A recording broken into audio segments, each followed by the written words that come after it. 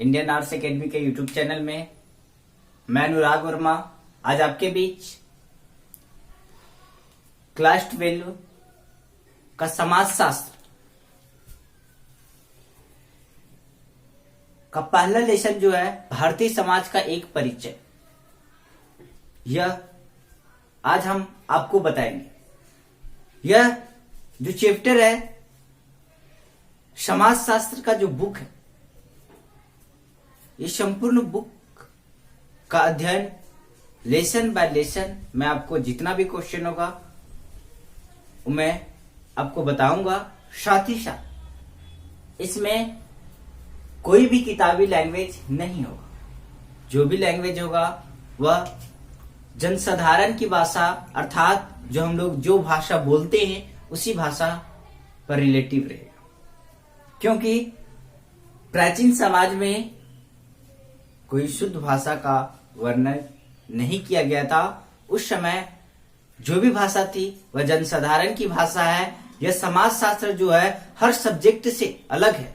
न इसमें आपका भूगोल का जिक्र मिलेगा, न विज्ञान का जिक्र मिलेगा, न गणित का। आप जहां से शुरुआत करें वहीं से एक समाज है। क्योंकि हम सभी आज एक दूसरे से वाकिफ होते हैं, समाज से परिचित होते हैं।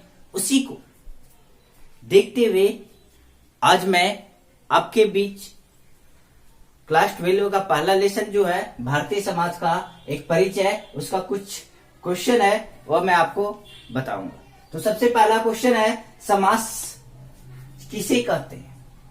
समाज किसे कहते हैं? तो समाज जो है दो या दो से अधिक, क्या दो या दो से अधिक व्यक्तियों के मिलने से क्या होता है, एक समाज बनता है ना।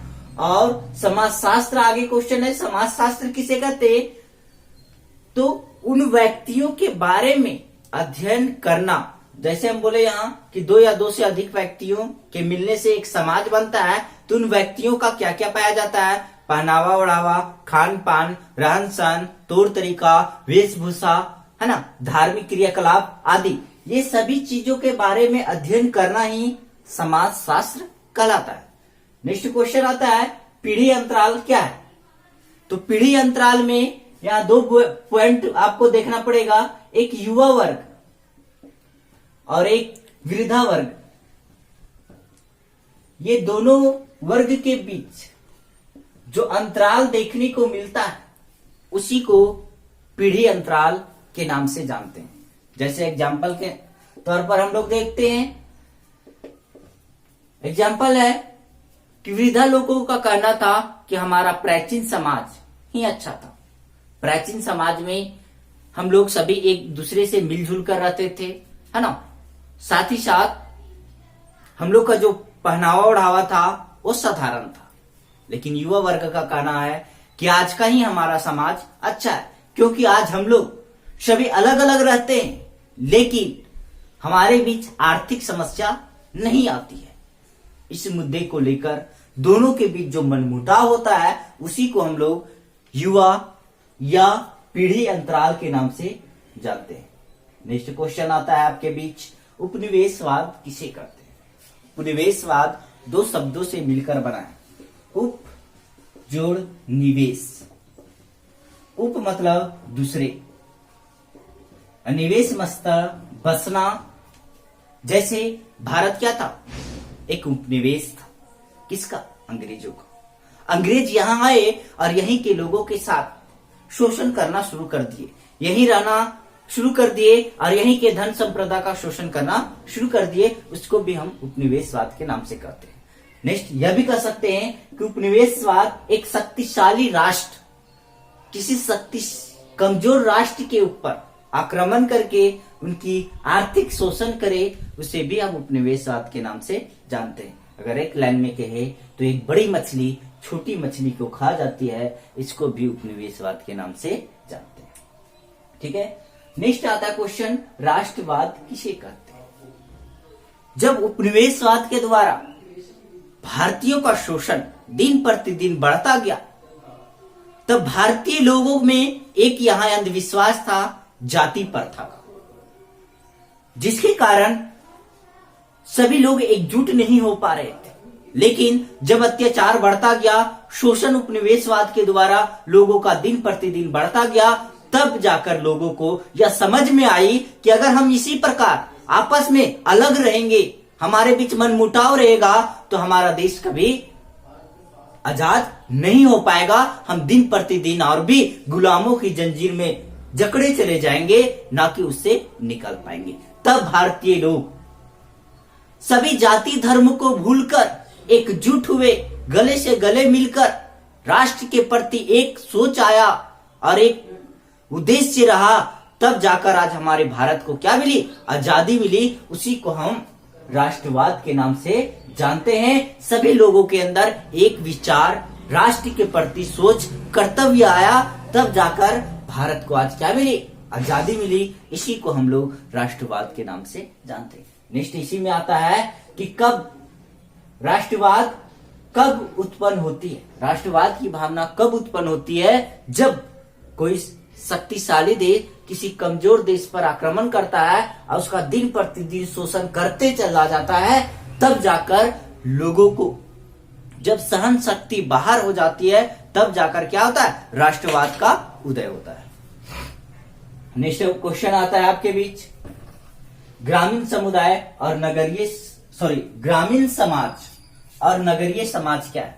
तो ग्रामीण समाज एक वैसा समाज है जहां सभी जाति धर्म के लोग आपस में मिलजुल कर रहते हैं।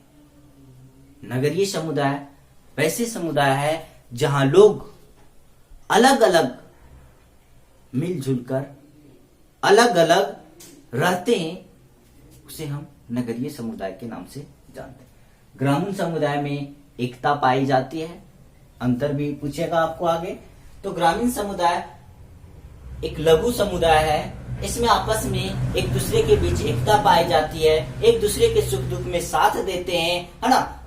साथ ही साथ ग्रामीण समुदाय की जो अर्थव्यवस्था होती है वह कृषि पर आधारित होती है, जबकि नगरीय समुदाय की अर्थव्यवस्था व्यवसाय पर आधारित होती है। ग्रामीण समुदाय में सभी लोग मिलजुल कर रहते हैं, लेकिन नगरीय समुदाय में मिलजुल कर नहीं रहते हैं। जैसे एग्जाम्पल, अगर गांव में किसी व्यक्ति का मृत्यु होता है तो संपूर्ण गांव के लोग उनके मौत 10 उसके क्रियाक्रम में जाते हैं, लेकिन नगरों में किसी का मौत हो तो उसी घर परिवार के लोग उसमें शामिल होते हैं, ना कि अदर। ये सारे अंतर आपको देखने को मिलेगा। नेक्स्ट क्वेश्चन आता है आपके बीच, भारतीय समाज की क्या विशेषता है? भारतीय समाज की एक महत्वपूर्ण विशेषता है अनेकता में एकता।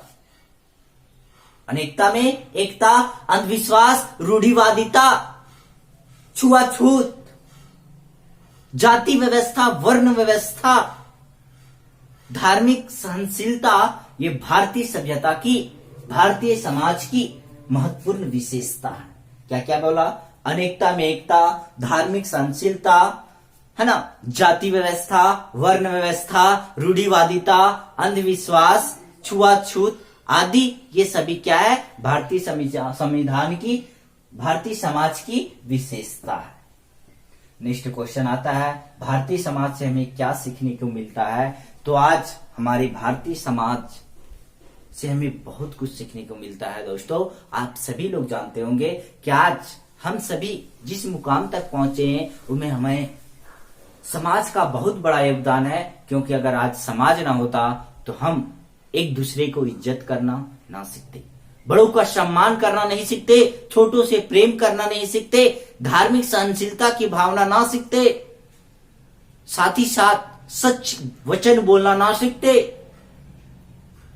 साथ ही साथ पहनावा ओढ़ावा, बोल चाल, रहन सहन, तौर तरीका, वेशभूषा सभी हम कहां से सीखते हैं? एक समाज से सीखते हैं। हमारी प्राथमिक शिक्षा का जो साधन होता है वो परिवार होता है, और फिर उसी परिवार से हम एक विकास की चरम सीमा तक जाते हैं।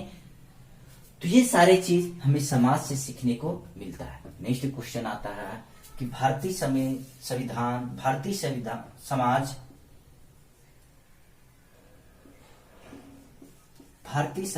समाज कैसा है? भारतीय समाज कैसा है? तो भारतीय समाज एक प्राचीन समाज है। यहां प्राचीन सांस्कृतिक रीति रिवाजों के अनुसार नैतिकता और आत्मविश्वास के साथ, सच्चे वचनों के साथ आज भी हमारा भारतीय समाज चलते आ रहा है। तो ये हमारा भारतीय समाज कैसा है? तो प्राचीन है, सांस्कृतिक परंपराओं पर आधारित है और सच्चे वचनों पर आधारित है। ये हमारी भारतीय समाज की विशेषता है। तो ये सारे क्वेश्चन आपके एग्जाम के लिए इंपॉर्टेंट है। इसी तरह मैं लेसन बाय लेसन जितना भी इंपॉर्टेंट क्वेश्चन होगा आपको प्रोवाइड करवाते रहूंगा। नमस्कार, धन्यवाद।